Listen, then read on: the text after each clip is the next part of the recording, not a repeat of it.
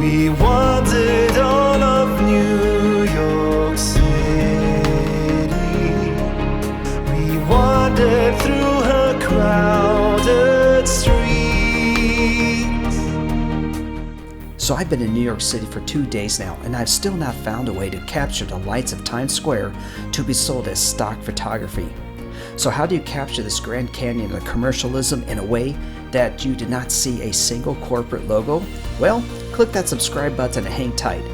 I'll show you how I solved this problem, but first, let's enjoy New York City during Thanksgiving.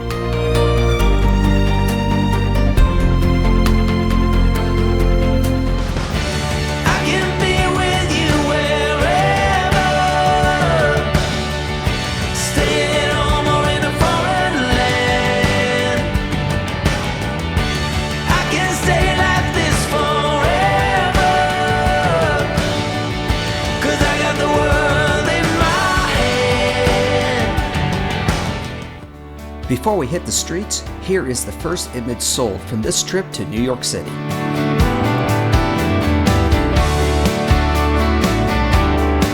This morning is the Macy's Thanksgiving Day Parade. Before we stand in the cold, we are fueling up at a cafe called Metro, just across the street from Rockefeller Center.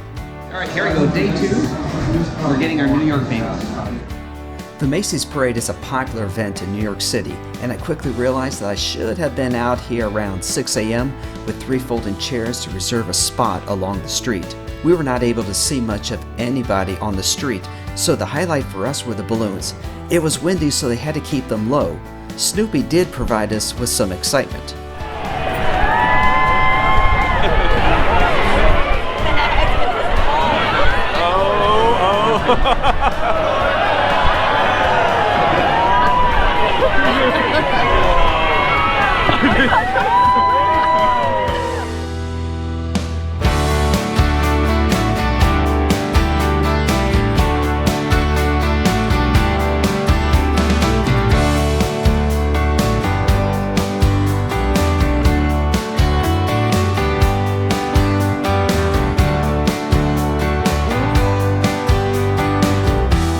As you can hear, the crowd was really into the parade, even for the pooper scoopers.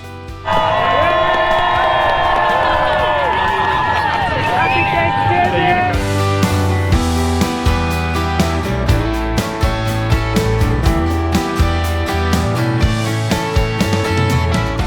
Alright, we survived the parade this morning, and it's cold. We're gonna get something to eat.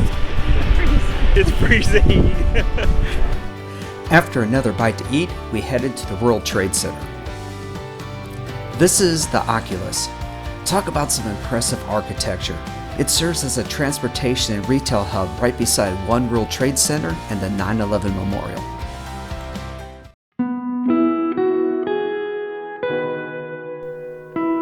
We are now at Ground Zero. These are the footprints of the World Trade Center. We're going to visit the Underground Memorial as well. This is a place best experienced in person, and out of respect for the families of those who perished that day, I'm not going to show too much of the inside of the memorial except this. Each blue tile represents one life lost that day.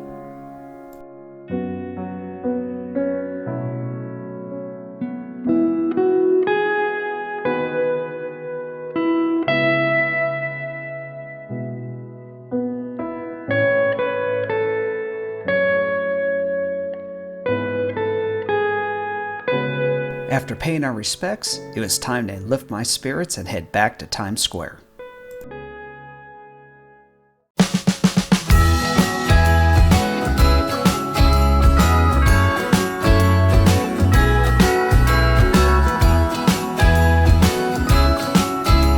So it is a bit windy out here tonight for my microphone.